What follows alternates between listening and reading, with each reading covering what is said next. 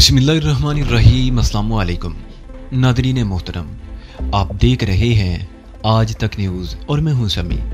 इससे पहले आप इस मिशन की 48 इकसात सुन चुके हैं और अब किस नंबर 49 मुलाहिजा फरमाएं। हम पेजेरों से नीचे उतरे तो 3 आदमी बरामदे में नमूदार हुए और उन्होंने आगे बढ़कर बड़ी गर्मजोशी से हमारा इस्तकबाल किया। ये इंकिशाफ मेरे लिए खासा दिलचस्प साबित हुआ कि यह दीनी मदरसा था। यहाँ दीनी तालीम के साथ जिहाद की तबलीग भी होती थी। यहाँ तकरीबन 50 तालिब इल्म इन हुजरों में अकामत पजीर थे, जबकि दिन के वक्त शहर के मुख्तलिफ इलाकों से बड़ी तादाद में तुलबा यहाँ आते थे। मौलवी बरकतुल्लाह इस मदरसे का हेड था। वो भी अपनी फैमिली के साथ इसी अहाते में रिहाइश पजीर था। उसकी रिहाइशगाह इसी बंगला नुमा इमारत के पिछली तरफ एक अहाते के अकबी 4 दीवारी के करीब एक कुशादा मकान में थी। 5-6 फुट ऊंची एक दीवार उठाकर उसका सेन बिल्कुल अलग कर दिया गया था। कल्पना को फौरन उसी मकान में खवातीन के पास भेज दिया गया और हम बंगले के एक वसी कमरे में आ गए, जहां फर्श पर सिंथेटिक कालीन बिछा हुआ था और गाओ तकिए भी रखे हुए थे। थोड़ी देर बाद हमारे सामने चाय की प्यालियां रख दी गईं और गुफ्तो शनीद का सिलसिला शुरू हो गया। गाजी अब्दुल हक के कहने के मुताबिक उन्हें कराची में मेरी आमद का उसी रोज पता चल गया था जब मैं हिंदुस्तान की सरहद पार करके पाकिस्तान में दाखिल हुआ था और उससे अगले रोज वडेरा नवाज़ शरीफ के साथ कराची पहुंचा था। मौलवी बरकत अली ने उसी रात कश्मीर में मेरे बारे में इतला दे दी थी। वो मुझसे रब्ता करना चाहता था, लेकिन हमारी पार्टी की हाई कमान ने उसे रोक दिया था और मुझसे दूर रहने की हदायत की थी। उसके 2 दिन बाद टीवी पर मेरा इंटरव्यू नशर हुआ था। गाजी अब्दुल हक के कहने के मुताबिक हमारी पार्टी की कमान उस वक्त कमांडर गुलरेज के हाथ में थी। वो अगरचे बहुत जोशीला नौजवान था, लेकिन बड़ी समझदारी से काम कर रहा था। उसने भारतीय फौज को कश्मीर में कई महाजों पर लोहे के चने चबवा दिए थे। वो छल्लावे के नाम से मशहूर हो गया था।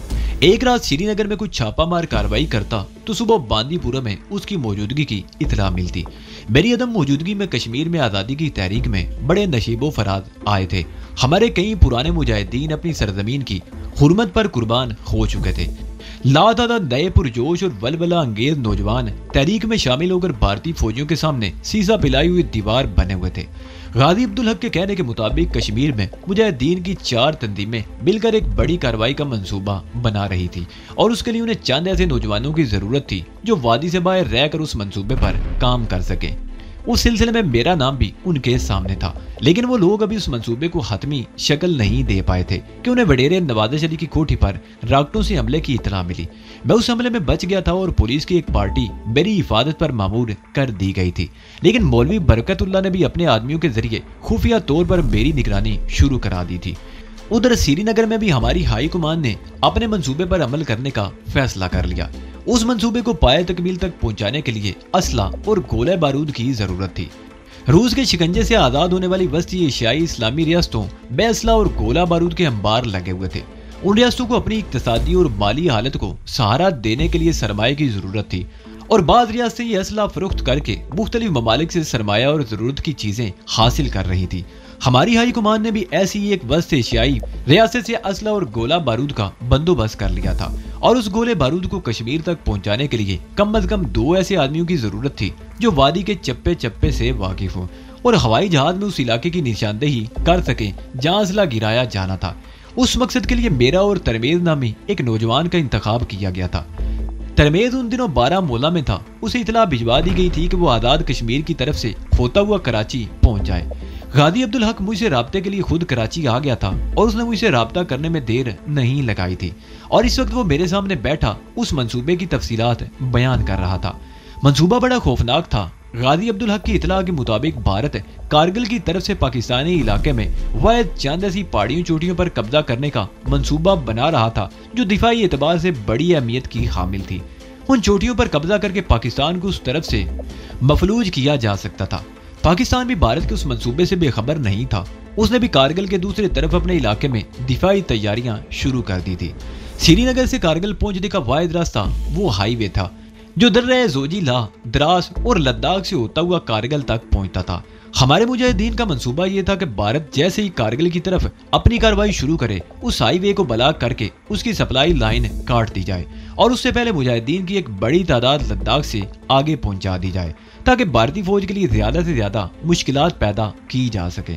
हाई कमान ने मंसूबे की मंजूरी दे दी थी। असला लाने के लिए एक छोटे तैयारे का भी बंदोबस्त हो चुका था जिसका पायलट एक अतालवी था। اس کا تعلق اٹلی کے ایک ایسے گروہ سے تھا جو دنیا بھر کے چھوٹے ممالک ان کی ضرورت کے مطابق اسلحہ اور گولہ بارود سپلائی کرتا تھا۔ ہماری تنظیم کے لیے بھی اسلحے کا بندوبست اسی گروہ نے کیا تھا۔ منصوبہ اگرچہ بڑا خوفناک تھا، اس کی کامیابی سے بھارت کی کمر ٹوٹ سکتی تھی۔ اس کے فوجی بڑی تعداد میں مجاہدین کے گھیرے میں آ جاتے تو مجاہدین بھارتی حکمرانوں سے اپنی بات منوا سکتے تھے اور بھارت کو یقیناً اس کے سامنے گھٹنے ٹیکنے پڑتے۔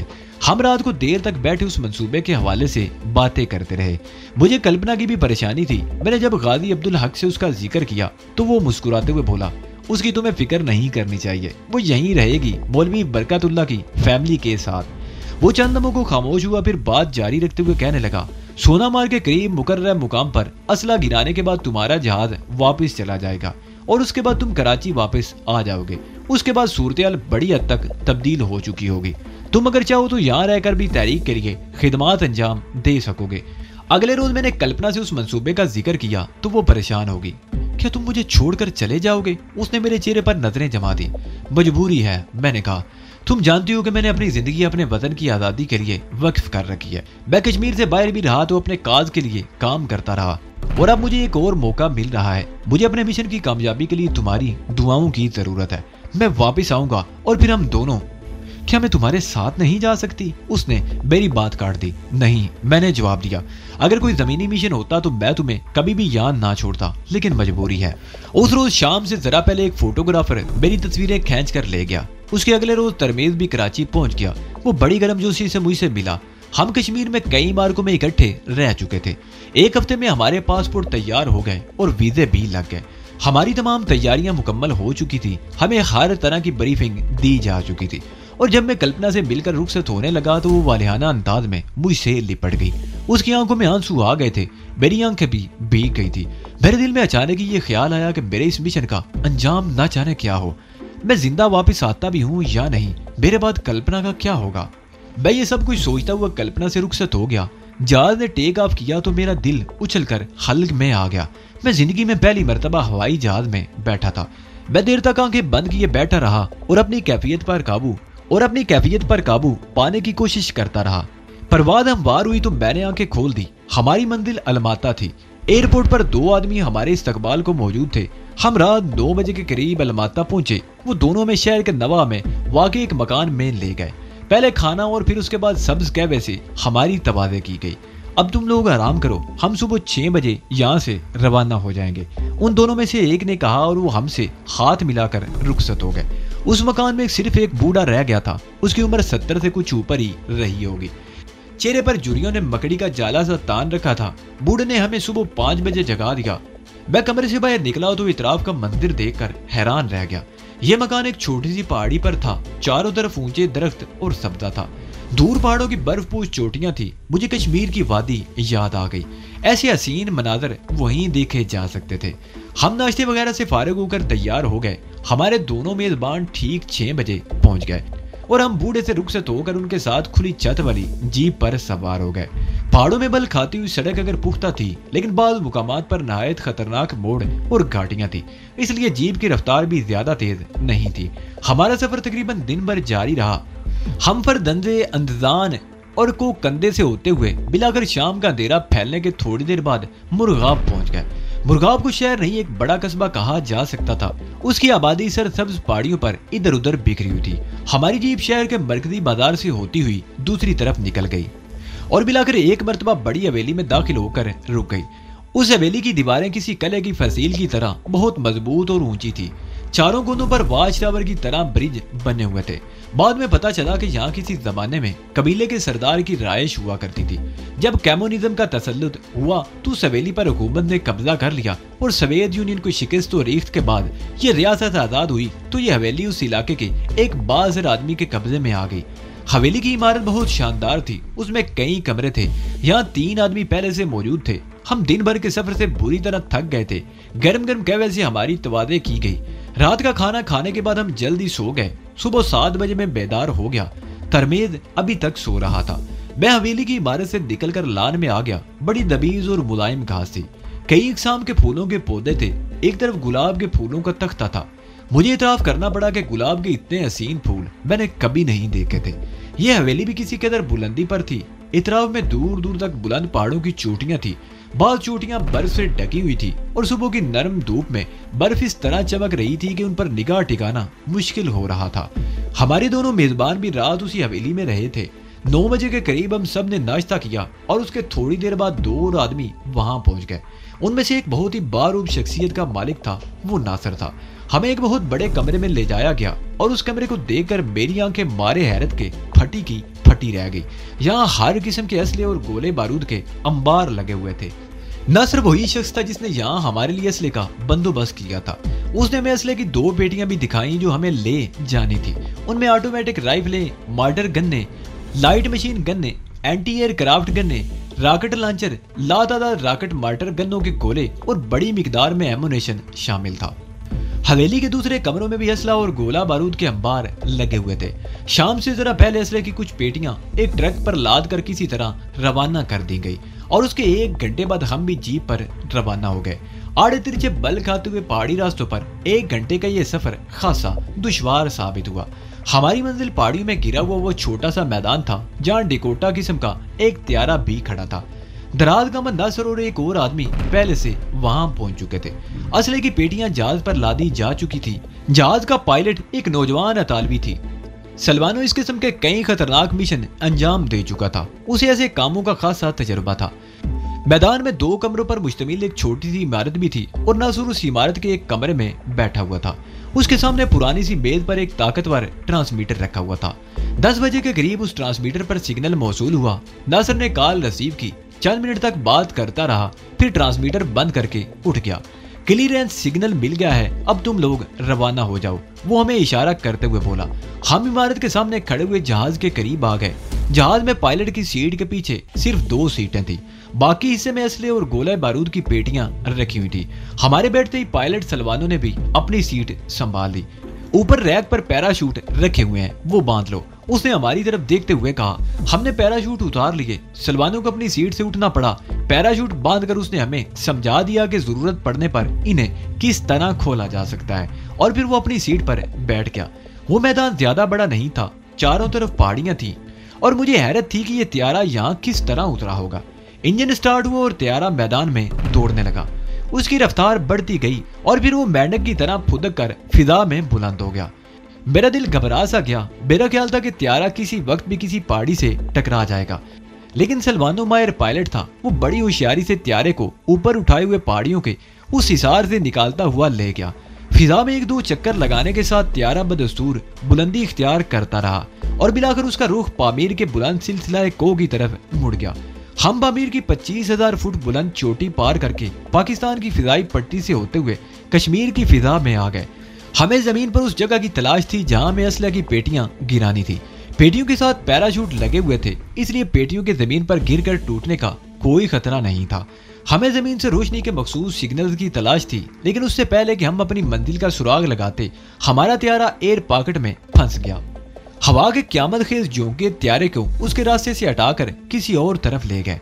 नौजवान पायलट सलवानू त्यारे को संभालने की पूरी कोशिश कर रहा था, लेकिन जहाज उसके काबू में नहीं रहा था। हमारे दोनों तरफ चट्टानें थी और खतरा था कि जहाज किसी भी वक्त किसी चट्टान से टकरा कर तबाह हो जाएगा। और फिर वही हुआ जिसका अंदेशा था। जहाज तेजी से एक तरफ झुक रहा था। कड़क की एक खौफनाक आवाज के साथ जहाज का दरवाजा टूट गया और असले की बारी पेटियां इधर उधर लुढ़कने लगी और फिर वो पेटियां टूटे हुए दरवाजे से बाहर गिरने लगी। जहाज का तवाज़ुन बिगड़ चुका था और वो कटी हुई पतंग की तरह इधर उधर होते खा रहा था। अब जहाज को बचाना मुमकिन नहीं। सलवानू ने चीख कर कहा, छलांग लगा दो, हरी आप, वरना जहाज के साथ हम सब के भी टुकड़े हो जाएंगे। मैंने तरमेज की तरफ देखा, उसने इस बात में सर हिला दिया और हम दोनों तेजी से जहाज के पिछले हिस्से की तरफ लपके। उसी वक्त कड़कड़ाहट की एक और जोरदार आवाज सुनाई दी। दरवाजे के करीब जहाज का फर्श इस तरह टूट रहा था जैसे जल्जल से जमीन फट रही हो। असले की सारी पेटियां गायब हो चुकी थी। सिर्फ 2 पेटियां ऐसी थी जो दरवाजे के बिल्कुल करीब पड़ी थी। जहाज को एक झटका लगा और वो दोनों पेटियां भी दरवाजे से निकलकर तारीख खला में गायब हो गई। मैं दरवाजे के करीब पहुंच चुका था। मुझे छलांग लगाने की जरूरत पेश नहीं आई। मैंने जैसे ही राड को छोड़ा, खुद ब खुद फिसलता हुआ दरवाजे से बाहर गिरा और हवा में कलाबाजियां खाने लगा।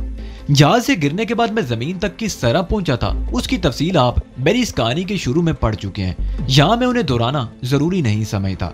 मुझे कुछ अंदाजा नहीं था कि असले की पेटियां किस जगह गिरी थी, तरमीज कहाँ था और मैं कहाँ हूँ। लेकिन सबसे ज्यादा अफसोसनाक बात यह थी कि हमारा मिशन नाकाम हो गया था और करोड़ों डॉलर मालियत का वो असला और गोला बारूद भारतीय दरिंदा सिफ्त फौजियों से बरसरे पैकार मुजाहिदीन तक पहुंचने की बजाय जाया हो गया था। उस मिशन की नाकामी से जहां एक तरफ भारी माली नुकसान हुआ था, वहां मुजाहिदीन की सरगर्मियां भी मुतासर होने का अंदेशा था। मुझे कुछ अंदाजा नहीं था कि मैं इस वक्त कहाँ हूँ, यहाँ से बचकर किसी महफूज जगह तक पहुँच सकता हूँ या इन पहाड़ियों में भटकता हुआ जिंदगी से हाथ धो बैठूंगा। पैराशूट से उतरते हुए मैंने दूर किसी बस्ती की रोशनियां देखी थी। उस बस्ती वालों ने जहाज की आवाज सुनी होगी और जहाज को गिरकर तबाह होते भी देखा होगा। अगर वो कोई आम बस्ती थी तो मुमकिन है किसी ने तवज्जो ना दी हो, लेकिन अगर वो कोई फौजी कैंप था तो उन्हें जरूर तशवीश हुई होगी। रात के वक्त वादी कश्मीर के किसी भी हिस्से में किसी हवाई जहाज के आने की तवक्को नहीं की जा सकती थी।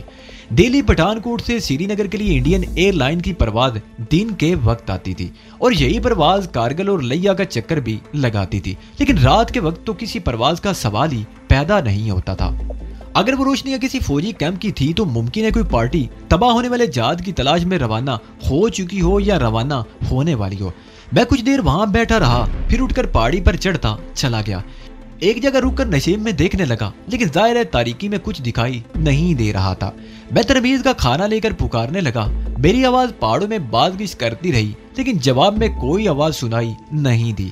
तरमीज शायद मुझसे बहुत दूर निकल गया था। मैं दूसरी तरफ नशेब में उतरने लगा। 2 घंटों तक चलते रहने के बाद मैं रुक गया। इस तरह तारीकी में टामेक टोइयां मारना भी खतरे से खाली नहीं था, कोई हादसा भी पेश आ सकता था। इसलिए मैंने दिन की रोशनी फैलने का इंतजार करना मुनासिब समझा और एक पत्थर से टेक लगाकर बैठ गया। मेरे चारों तरफ सन्नाटा था। उस सन्नाटे में झींगरों और दीगर अशरातुल अर्द की आवाजें बड़ा खौफनाक तासर दे रही थी। मैं पत्थर से टेक लगाए बैठा सूरत-ए-हाल पर गौर करता रहा।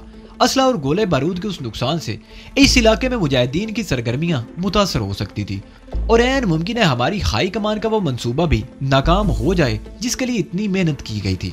कराची में गाजी अब्दुल हक ने बताया था कि मुहिब्बे वतन कश्मीरियों की ओवरसीज अंजुमन ने यूरोप में आबाद कश्मीरियों से चंदा जमा करके करोड़ों डॉलर मालियत का यह असला खरीदा था जो इस तरह जाया हो गया था। मैं पत्थर से टेक लगाए बैठा यही कुछ सोचता रहा और फिर मेरी आंख लग गई। तेज रोशनी से मेरी आंख खुल गई। सूरज तलू हो चुका था और चमकती हुई तेज धूप बराह रास्त मेरे चेहरे पर पड़ रही थी। मैं कुछ देर अपनी जगह पर बैठा रहा और फिर उठकर इधर उधर घूमने लगा। पहाड़ियां ज्यादातर बंजर और वीरान थी। छोटी झाड़ियां तो बकसरत थी, लेकिन बड़े पौधे और दरख्त कहीं नजर नहीं आ रहे थे। नशेब में एक चश्मे के किनारे में रुक गया। मैंने मुंह हाथ धोकर चंद घूंट पानी पिया और एक बार फिर किसी बस्ती की तलाश में निकल खड़ा हुआ। हर तरफ बंजर वैराना था। मैं दोपहर तक पहाड़ियों में घूमता रहा, लेकिन ना तो कोई बस्ती दिखाई दी और ना ही तरमेज मिला और ना ही किसी जगह तबाहशुदा जहाज का मलबा दिखाई दिया। पायलट सलमानों के बारे में मेरा ख्याल था कि उसने भी जहाज से छलांग लगा दी थी, लेकिन वो भी कहीं नजर नहीं आया था। उस बंजर और वैरान पहाड़ी इलाके को देखकर मेरा अंदाजा था कि मैं दुर्रे जोजी ला से आगे लद्दाख की तरफ किसी जगह निकल आया हूँ और असले की पेटियां पता नहीं किस इलाके में गिरी थी। एक तंग सी पहाड़ी में एक चट्टान नुमा पत्थर के दूसरी तरफ आते ही मैं ठिठक कर रुक गया, क्योंकि वो मंजर देखकर मेरे रोंगटे खड़े हो गए थे।